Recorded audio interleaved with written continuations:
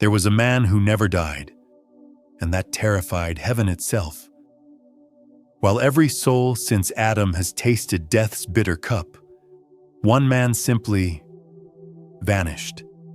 Not killed by plague, not claimed by old age, not even taken by violence in a world drowning in its own blood. The Bible whispers his story in a single haunting breath. Enoch walked with God, and he was not, for God took him. But here's what they don't teach in Sunday school. God didn't take Enoch home as a reward. He had to remove him, because Enoch had seen too much. Secrets that would shatter human understanding. Visions of invasions from heaven, technologies that would doom civilizations, and the exact blueprint of how this world ends. Today, those ancient warnings are erupting around us like volcanic prophecy. The signs Enoch saw are no longer hidden in dusty scrolls. They're headlining our evening news. Stay until the end, because what Enoch witnessed is happening right now. Picture the world in its infancy, raw, untamed, and already bleeding. This was no Eden. By Enoch's time, humanity had chosen its path, and it led straight into darkness. The scriptures tell us that the wickedness of man was great in the earth, and every imagination of his heart was only evil continually. Murder stained the ground. Corruption whispered in every corner. Violence ruled every tribe. Yet in this cesspool of rebellion, one man chose differently. Enoch didn't wear royal robes or carry a prophet's staff. He wasn't born into privilege or power. He was simply a father, a husband, a man of flesh and bone whose soul burned with divine fire.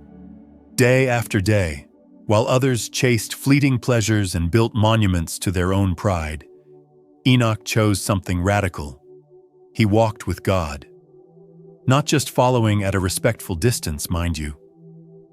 Walking with God means moving in perfect rhythm with the Creator, hearing His heartbeat in the silence, catching His whispers in the wind. And in that sacred communion, God began showing Enoch visions that would pierce through time itself. Glimpses of heaven's armies, fallen angels teaching forbidden knowledge, and a final judgment that would make the flood look like a gentle rain. Vision 1. The heavenly invasion. In one earth-shattering moment, Enoch's eyes beheld what no human was meant to see. The heavens splitting open like a torn curtain, and descending through that cosmic wound came the Lord Himself, but not alone. 10,000 holy ones flanked Him, their radiance turning night into blazing noon. This wasn't the gentle carpenter of Nazareth. This was the Lion of Judah, coming not to heal the sick or comfort the broken, but to execute judgment on a world that had rejected its Creator. Enoch's prophecy, later echoed in the Book of Jude, burns with terrifying urgency. Behold, the Lord comes with 10,000s of His holy ones, to execute judgment on all, to convict all the ungodly of their ungodly deeds. Imagine that scene. Armies of angels, mounted on white horses, clothed in linen pure as fresh snow, their faces set like flint, their mission crystal clear. No negotiations, no second chances, just pure, undiluted justice raining down on a world that had chosen rebellion over redemption. And here's what should make your blood run cold. Jesus Himself connected Enoch's time directly to ours. As it was in the days of Noah, so it will be at the coming of the Son of Man. Noah's world was drowning in violence, corruption, and the mockery of everything sacred. Sound familiar? Look around us today. Wars rage across continents like wildfire. Natural disasters strike with unprecedented fury. Nations tremble, economies collapse, and chaos seems to be the only constant. Could these birth pangs be announcing the approach of Enoch's vision? Could that heavenly invasion force already be assembling beyond the veil? Vision 2. The forbidden technology. But Enoch's visions grew darker as they revealed the source of humanity's corruption. He saw beings of immense power, the Watchers, angels who had abandoned their heavenly posts and descended to earth with one twisted purpose: to teach humanity secrets that were never meant for mortal hands. These fallen angels didn't come empty-handed. They brought blueprints for destruction, the forging of weapons that could shatter armies, enchantments that could manipulate minds, and most terrifying of all, knowledge of how to manipulate the very building blocks of life itself. The Book of Enoch records how these teachings sparked an explosion of violence and vanity, plunging the pre-flood world into chaos from which it never recovered. Now fast forward to our generation. We live in an age where knowledge explodes at an incomprehensible pace. Scientists splice genes like playing cards, creating new forms of life in sterile laboratories. Artificial intelligence learns and adapts, teetering on the knife's edge between tool and master. Military technologies hide behind classified walls, wielding power to create or obliterate entire civilizations. Daniel's ancient prophecy echoes with chilling relevance. At the time of the end, many shall run to and fro, and knowledge shall increase. Are we witnessing the return of the Watcher's forbidden curriculum? Are we once again playing with cosmic fire that's beyond our wisdom to control? The parallel is bone-chilling. Just as the pre-flood generation used angelic knowledge to corrupt and destroy, our generation wields technologies that could reshape or annihilate human civilization. The question isn't whether we have the power, it's whether we have the wisdom. And if Enoch's visions are any guide, the answer is a resounding no. Vision 3. The Great Falling Away. Enoch's prophetic sight then turned to something even more heartbreaking: the systematic collapse of faith itself. He saw generations where even the righteous would falter, their hearts turning cold toward divine truth.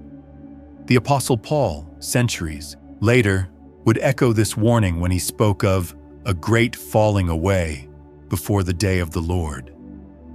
Look at the landscape of faith today and tell me Enoch wasn't seeing our time.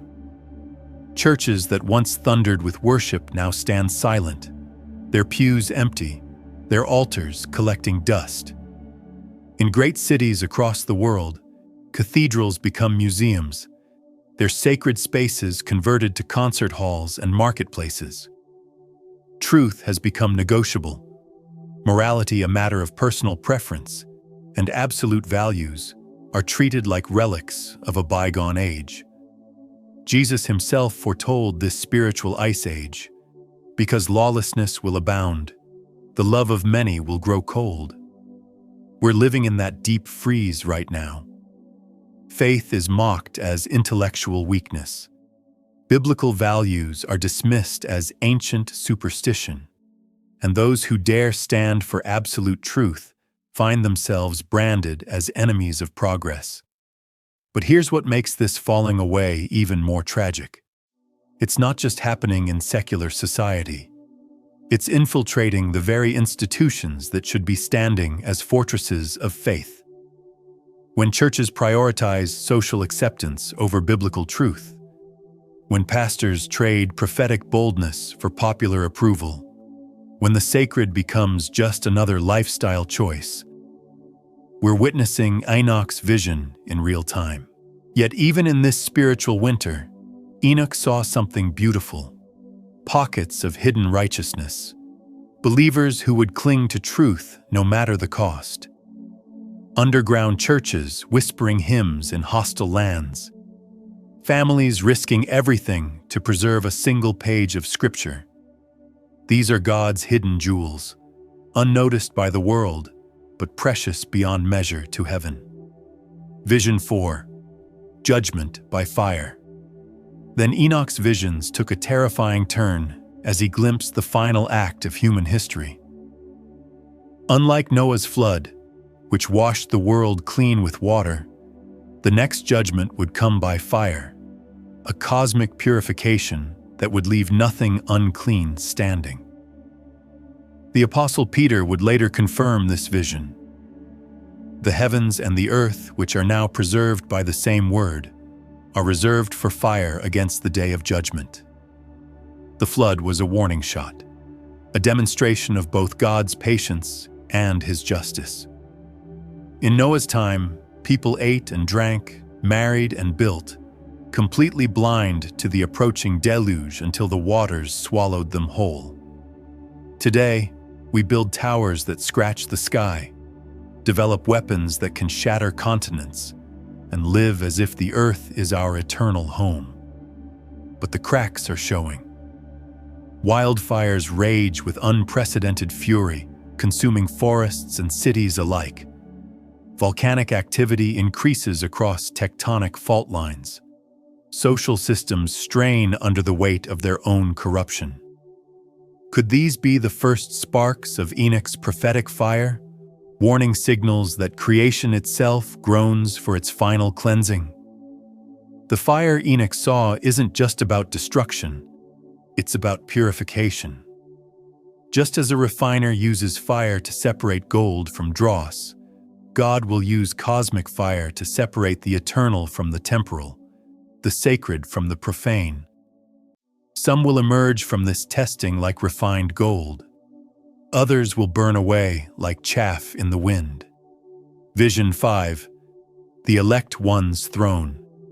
In the midst of all this judgment and fire, Enoch beheld the most glorious sight of all, the Elect One, seated on a throne of unimaginable splendor, ruling with perfect justice and righteousness. This wasn't the suffering servant of the crucifixion. This was the King of Kings, the Lion of Judah, the one who would right every wrong and establish justice that would never end. Isaiah's words ring like thunder across the centuries. Of the increase of his government and peace there shall be no end. Imagine a world where tears are wiped away forever, where swords are beaten into plowshares, where peace reigns under the Elect One's perfect rule.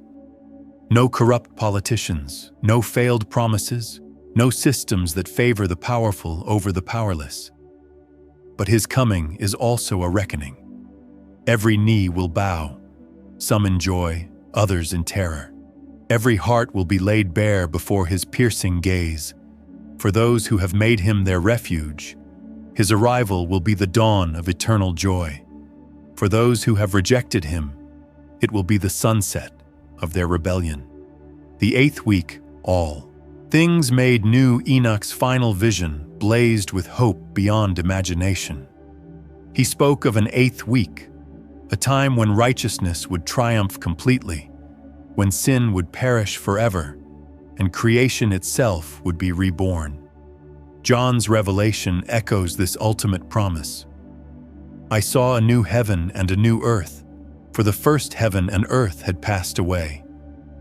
This fire of renewal will test everything, our deeds, our hearts, our very souls. Will they stand like gold or burn like stubble? It's the ultimate refinery, separating the eternal from the temporal, the sacred from the profane. The world around us groans with labor pains, as Paul described. The whole creation groans and labors in pain together until now.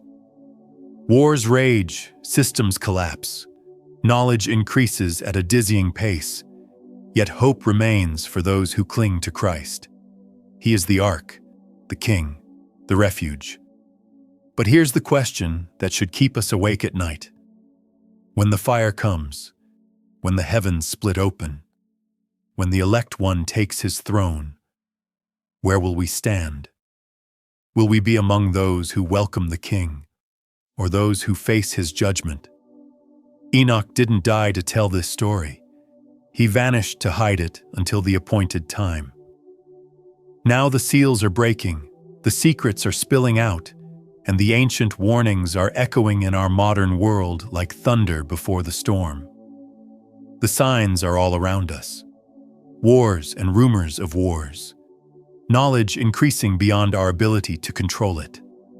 Faith growing cold while evil masquerades as progress.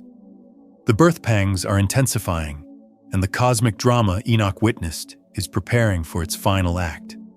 Here's the truth that should terrify and thrill you in equal measure. This isn't just ancient history. This is tomorrow's headline. This is next year's reality. This is the future barreling toward us like a freight train of destiny. So let me ask you the question that matters more than any other. When the heavens split open, when the fire falls, when every hidden thing is revealed, where will you stand? Will you be among the hidden righteous, whose names are written before the glory of the Great One? Or will you be swept away with a world that chose rebellion over redemption? The choice is yours. The time is now. And like Enoch's ancient prophecy, the King is coming whether we're ready or not. If this message stirred something deep in your soul, don't let it pass you by. Share this with someone who needs to hear it, and subscribe for more biblical insights that connect ancient prophecy to modern reality. The countdown has begun, and every day brings us closer to Enoch's ultimate vision, a world made new.